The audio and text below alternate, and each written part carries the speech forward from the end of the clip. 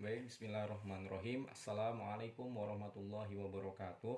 Perkenalkan, nama saya Ahmad Zakaria, NPM 202102037. Saya dari kelompok 2 Taha Siasah. Di sini saya akan menjelaskan hasil makalah saya yang berjudul Ketaatan kepada Pemimpin serta Tanggung Jawab Pemimpin. Merujuk dengan dalil ayat Al-Quran surat An-Nisa ayat 59. A'udzubillahi minasyaitonirrajim. Bismillahirrahmanirrahim.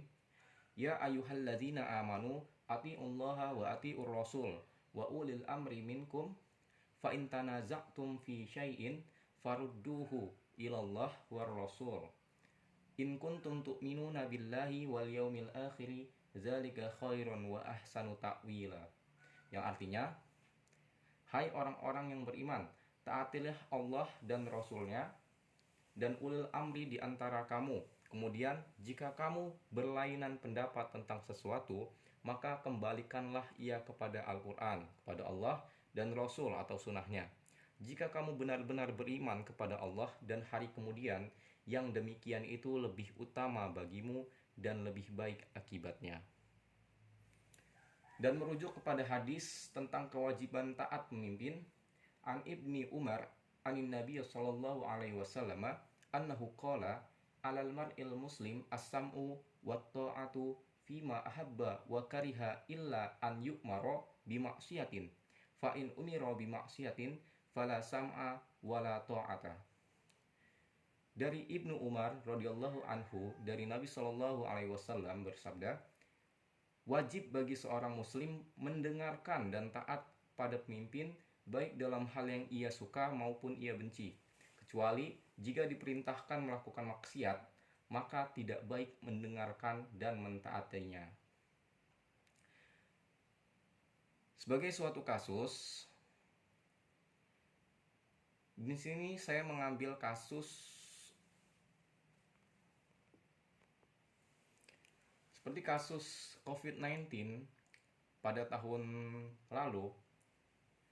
Kementerian Pendidikan dan Kebudayaan atau Kemendikbud menegaskan bahwa izin kegiatan pembelajaran tatap muka di perguruan tinggi dan politeknik atau akademi komunitas pada semester genap tahun akademik 2020 atau 2021 dapat dilakukan secara campuran atau hybrid learning dalam jaringan dan tatap muka dengan protokol kesehatan yang ketat. Hal ini merujuk surat keputusan bersama Menteri Pendidikan dan Kebudayaan Mendikbud, Menteri Agama Menag, Menteri Kesehatan Menkes, dan Menteri Dalam Negeri Mendagri tentang panduan penyelenggaraan pembelajaran pada tahun ajaran 2020-2021 dan tahun akademik 2020 dan 2021 di masa pandemi coronavirus disease 2019 atau COVID-19.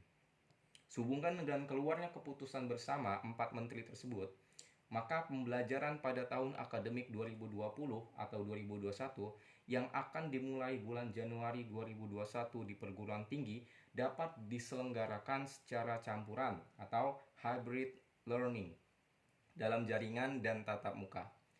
Jelas Direktur Jenderal Pendidikan Tinggi Dirjen Dikti Kemendikbud Nizam dalam konferensi pers yang digelar secara virtual pada hari Rabu. Baik, merujuk dari peraturan tersebut, hal ini akan bisa kita rujuk pada ayat Al-Quran tentang wabah penyakit dan ujian.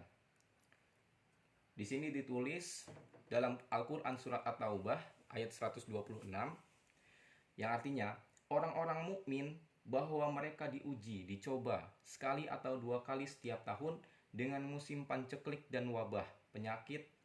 Kemudian mereka tidak juga terobat dari kemunifikannya dan tidak pula mengambil pelajaran. Kemudian mereka tidak juga bertobat dari kemunafikannya dan tidak pula mengambil pelajaran.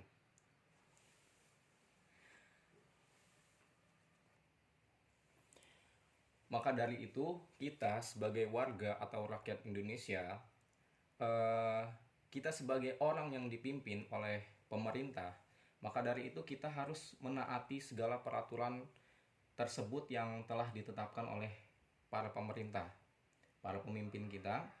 Karena eh,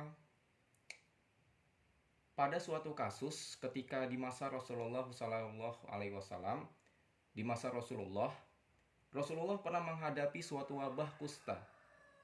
Dia pernah menolak bersalaman dengan umatnya agar penyakit itu tidak menular ke orang lain.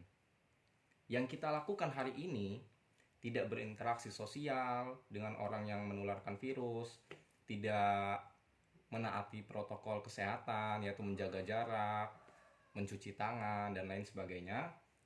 Dan hal ini adalah termasuk, bisa dibilang termasuk sunnah Nabi. Sunnah Rasulullah. Karena hal ini adalah demi menjaga kesehatan kita bersama. Mungkin beberapa dari kita menganggap hal ini suatu yang meninggalkan sunnah, tidak menjalankan sunnah. Bahwasanya seperti ketika kita ingin bersilaturahmi kok dilarang-larang oleh pemerintah. Dan itu adalah poinnya, di situ adalah poinnya, bukan kita dilarang untuk bersilaturahmi, tetapi ini adalah sesuai dengan keadaan. Karena keadaan kita sekarang adalah dalam keadaan wabah ya, situasi pandemi. Maka dari itu pemerintah mengeluarkan surat perintah seperti yang tertera yang saya sampaikan tadi. Dan justru ini adalah kita sudah melaksanakan sunnah. Kita tidak meninggalkan sunnah, yaitu memutus silaturahmi, tidak. Tetapi justru kita melaksanakan sunnah. Dengan apa? Yaitu taat kepada pemimpin, serta kita tidak mendekatkan diri kepada orang yang berpenyakit. Maka dari itu, inilah hasil makalah saya tentang ketaatan kepada pemimpin dan tanggung jawab pemimpin. Maka dari itu saya akhiri, kurang lebihnya mohon maaf. Wassalamualaikum warahmatullahi wabarakatuh.